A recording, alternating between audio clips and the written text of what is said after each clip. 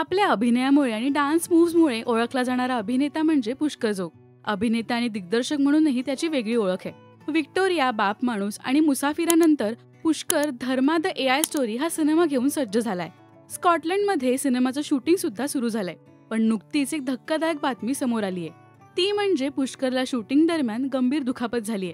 पुष्करने social मीडियावर post करत ही माहिती चाहत्यांसोबत शेअर केली आहे. काल एका ऍक्शन सिक्वेन्सचं शूटिंग करताना माझ्या हाताला आणि गुडघ्याला गंभीर दुखापत झालीय. खूप दुखतंय, खूप कठीण दिवस, असे या पोस्टमध्ये पुष्करने सांगितलंय.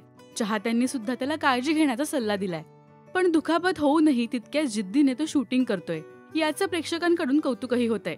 पुष्करच्या या सिनेमाबद्दल बोलायचं झालं तर हा सिनेमा सुद्धा बाप आणि मुलीच्या नात्याची गोष्ट सांगणार आहे.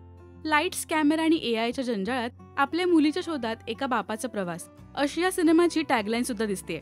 पुष्करच्या या नव्या सिनेमासाठी तुम्ही उत्सुक आहात का, हे आम्हाला कमेंट्समधून नक्की सांगा.